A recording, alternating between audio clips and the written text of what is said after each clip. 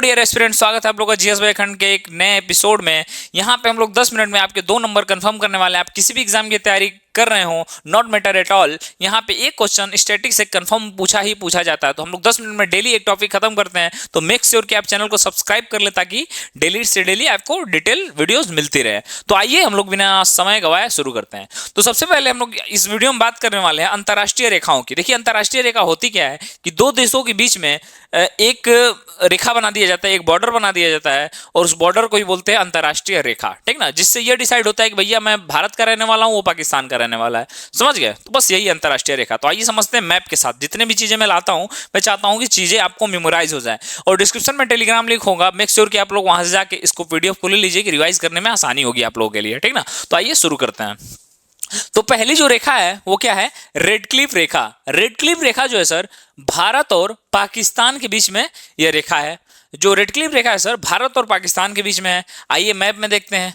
यहां पे आपको एक रेखा दिख रहा है क्या? ये भारत है, ये एक रेखा आपको दिख रहा होगा, रेड क्लिफ रेखा। ठीक ना, और इधर देखिए, एक्चुअली जब ये रेखा बनी थी तो उस समय पे पूर्वी पाकिस्तान और पश्चिमी पाकिस्तान का कॉन्सेप्ट था। ठीक ना, पूर्वी पाकिस्तान और पश्चिमी पाकिस्तान का कॉन्सेप्ट था। तो ये जो रेड क्लिफ रेखा है सर, ये कहीं ना कहीं बांग्लादेश के साथ भी है और पाकिस्तान के साथ भी है। ठीक, तो इसको क्या बोलते हैं? रेड क्लिफ रेखा। अब इसको याद कैसे रखना है सर आपको? रेड, रेड मतलब क्या होता है? खतरा। रेड मतलब क्या होता है सर? खतरा। जो रेड है वो एक खतरे की निशानी है। तो पाकिस्तान के साथ हमेशा क्या रहता है? हम लोग को खतरा रहता है। ठीक ना, बहुत ही दुष्ट जैसे सर, जितना मतलब इसका इकोनॉमिक डोलाडोल है उतना ही दुष्टता ये हमेशा ही भारत के साथ करता रहता है। ठीक, तो रेड मतलब होगा खतरा, तो हमारे लिए पाकिस्तान क्या है? खतरा है। तो रेड क्लिफ रेखा भारत और पाकिस्तान के बीच में है। अब नेक्स्ट बात करें तो मैक मोहन रेखा। क्या है सर? मैक मोहन रेखा। ये चीन और भारत के बीच में है। ये कहां पे है सर? चीन और भारत के बीच में है। अगर मैक मोहन रेखा लो देखेंगे तो अरुणाचल प्रदेश, ये देख रहे हैं, अरुणाचल प्रदेश के पास इसको आप इसका मैप देख सकते हैं। ठीक ना, तो मैक मोहन जो लाइन है वो कहां पे है? भारत और चीन के बीच में डिवाइड करता है सर। और ये कहां पे है? अरुणाचल प्रदेश में स्थित है मैक मोहन रेखा। ठीक, आई होप कितनी चीजें क्लियर होगी आपकी। अब नेक्स्ट देखते हैं क्या है? वास्तविक नियंत्रण रेखा, LALC, actual line of control. ठीक ना, क्या है? Actual line of control.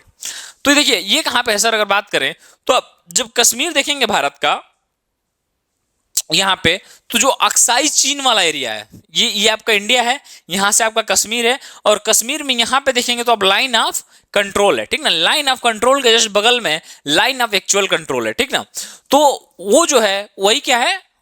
A line of actual control है, जिसको हम लोग बोलते हैं वास्तविक नियंत्रण रेखा। ठीक ना, तो याद कर लीजिएगा, वास्तविक नियंत्रण रेखा की अगर बात करें तो ये चीन के साथ में। ठीक ना, वास्तविक नियंत्रण रेखा मतलब वास्तविक की बात हो रही है, तो समान जो होते हैं चाइना के वास्तविक नहीं होते हैं। ऐसे कुछ भी ट्रिक बना के याद कर लीजिए। तो वास्तविक नियंत्रण रेखा अगर क्वेश्चन आएगा तो कहां पे है? तो ये भारत और चीन के बीच में स्थित है। अब कुछ डायरेक्ट फैक्ट्स हैं जो कि अक्सर एग्जामों में पूछे जाते हैं। तो डायरेक्ट फैक्ट को हम लोग देखते हैं। पहला फैक्ट है, उच्चतम अंतरराष्ट्रीय सीमा कहां पे? उच्चतम मतलब वो अंतरराष्ट्रीय सीमा जो सबसे ज्यादा ऊंचाई पे है। उच्चतम अंतरराष्ट्रीय सीमा कहां पे है? तो आप लोग क्या बोलेंगे? नेपाल और चीन में उच्चतम जो अंतरराष्ट्रीय सीमा है वो है। अब सेकंड क्वेश्चन आएगा कि सबसे लंबी अंतरराष्ट्रीय सीमा कहां पे स्थित है? तो आप क्या बोलेंगे? कनाडा और संयुक्त राज्य अमेरिका।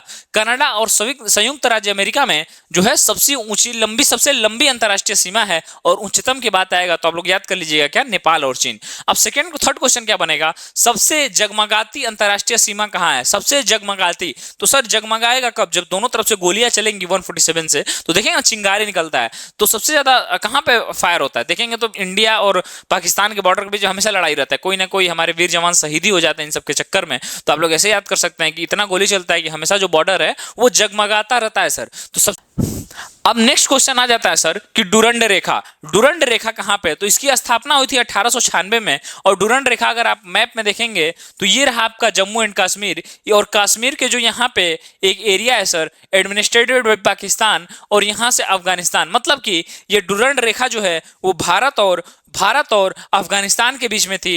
पर जो ऊपर का एरिया है पाकिस्तान वाला, जो ऊपर का एरिया है भारत में, जो कश्मीर का एरिया था उसको पाकिस्तान ने हथिया लिया। तो ये जो डुरंड रेखा है वो शिफ्ट होके पाकिस्तान और अफगानिस्तान के बीच में बस गई। समझ गए? मतलब ये एरिया हम लोग अफगानिस्तान के साथ शेयर करते थे, पर उस एरिया पे जो कि कश्मीर में आपको पता होगा जहां पे कश्मीर में पाकिस्तान ने अपना एडमिनिस्ट्रेटिव बसा लिया था, तो ये अब कहां किसके किसके बीच में हो गई है सर?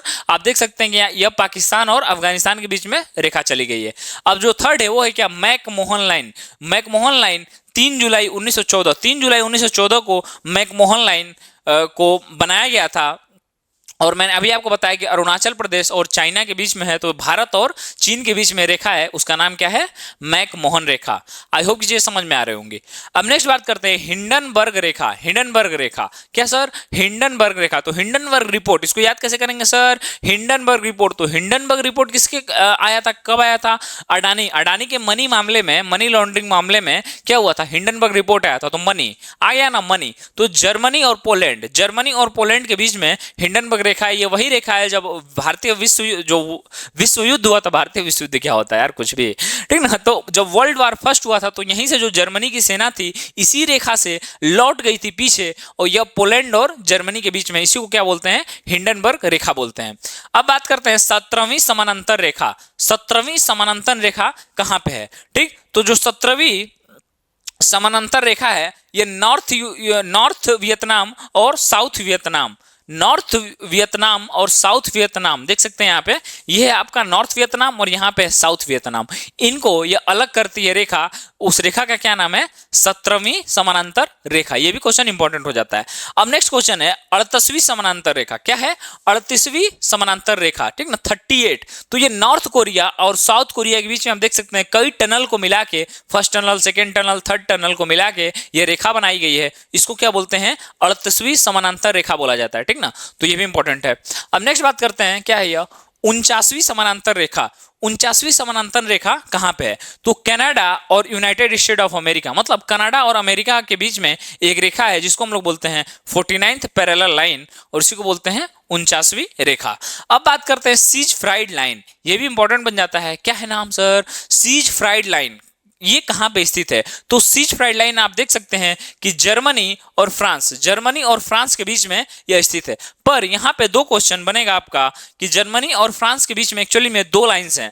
कौन कौन सी लाइंस है? दो लाइंस। ये जो रेड वाली देख रहे हैं सर, ये है द सीज फायर लाइन। ये रेड वाला जो देख रहे हैं जर्मनी और फ्रांस के बॉर्डर में, ये है सीज फायर लाइन। और एक सेकेंड जो हरा वाला देख रहे हैं, ये है द मैग्नोट लाइन। ये है द मैग्नोट लाइन। तो दो क्वेश्चन आएगा कि सीज फायर लाइन और मैग्नाइट लाइन कहां से संबंधित है? तो आप क्या बोलेंगे? यह जर्मनी और फ्रांस से संबंधित है। आई होप ये चीजें क्लियर हो गई होंगी आप लोगों को। तो यही सारे इंपॉर्टेंट क्वेश्चन है जो कि बहुत इंपॉर्टेंट है और हर एग्जाम में पूछे जाते हैं। तो ऐसे ही 10 मिनट के अंदर पूरी चीजें 1-2 नंबर कॉन्सेप्ट क्लियर करने के लिए चैनल को सब्सक्राइब कर लीजिए। बाकी अगर कोई वीडियो में कमी हो तो जरूर बताइएगा कि मैं उसको जल्दी जल्दी इंप्रूव कर लूँ, ठीक ना। आई होप कि आपको समझ में आया होगा। Best of luck for your future. Thank you.